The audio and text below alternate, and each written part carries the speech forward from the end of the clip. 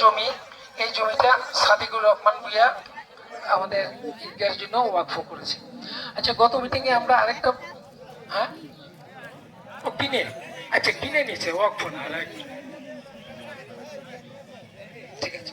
তো আমরা গত মিটিং এ আরেকটা বিষয় নিয়ে আলাপ করছিলাম যে এই ঈদগাহের দাতা কারা, সেটা আমিও জানি না, অনেকেই হয়তো জানেন না। এই জন্য আমরা বলছি যে আগের যে দলিলগুলো ছিল সেগুলো সব কালেকশন করা, এরকম করে পুরাটা যতটুকু জমি আছে কে দান করেছে সত্যি আমি জানি না, এবং আমার আশেপাশে যারা আছেন ওরা অনেকে জানে না যে এই স্কুলের এই দাতা কেন।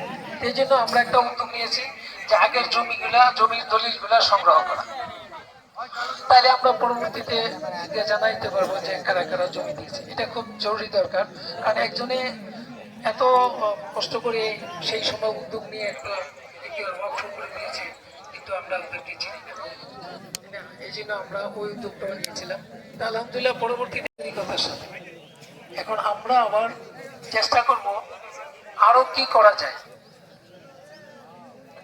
ঈদের উন্নয়ন এবং নামাজের সময় আমাদের যেসব সমস্যা হয়, যেমন ধরেন এইবার একটা নতুন জিনিস করেছে যে ম্যাট দিয়েছে সবাইকে নামাজ পড়ার জন্য, কাতার সোজা করে, যার জন্য আর কোনো রশিও টানাইতে হবে না, কিছু করতে হবে না। এই ফিউচারে আমরা যদি এমন চিন্তা করি যে উপরে কোনো তেরপাল দেওয়া যায় কিনা, সেটা সবার মতামত নিয়ে, এটা আমি বলছি না যে এটাই করতে হবে। তা আলহামদুলিল্লাহ সময় খুব কম, প্রায় 9টা বেজে যাচ্ছে। এখন কালেকশনেরও কিছু ব্যাপার আছে, আমি আজকে আর কিছু বলতে চাই না, আমরা পরবর্তী